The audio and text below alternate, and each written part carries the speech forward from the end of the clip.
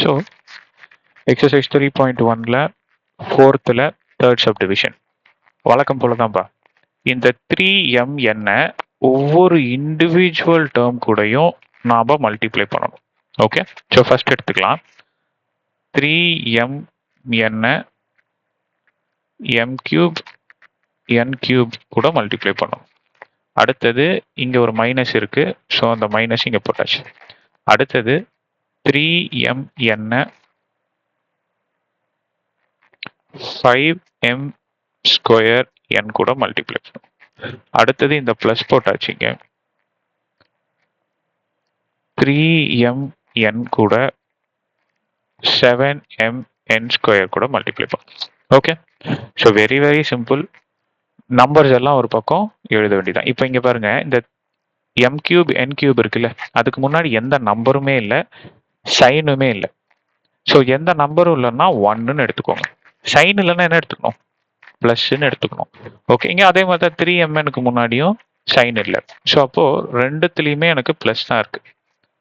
இப்போ நம்பர்ஸ் தனியா மல்டிப்ளை பண்ணுங்க. இப்போ வேரியபிள்ஸ் எல்லாம் தனியா எடுத்து எழுதுங்க. இங்க பாருங்க, ரெண்டு வேரியபிள் இருக்கு, ஒன்னு m இன்னொன்னு m கியூப். அடுத்தது இங்க n இன்னொன்னு இங்க n கியூப்.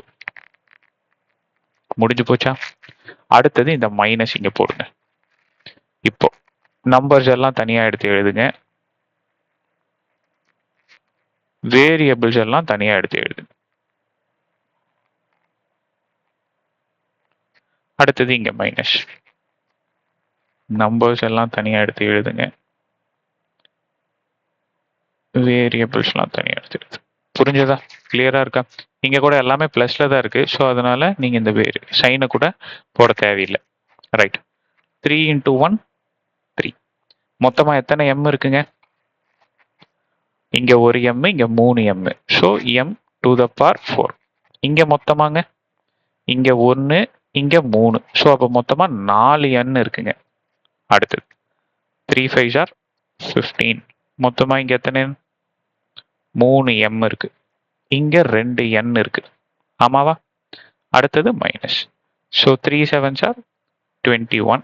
மொத்தமா இங்க எத்தனை m இருக்கு? 2m இருக்கு. அதை மேல தான் போடணும், முன்னாடி போடக்கூடாது. அடுத்தது இங்க மொத்தமா எத்தனை n இருக்கு? 3n இருக்கு. கிளியரா இருக்கா? ஓகே, சாரி, இங்க பிளஸ் இருக்கு. ஓகே, சேஞ்ச் பண்ணிக்கோ. இங்க பிளஸ் இருக்கு, மைனஸ்னு போட்டேன், சாரி, சேஞ்ச் பண்ணிக்கோங்க. Okay, thank you.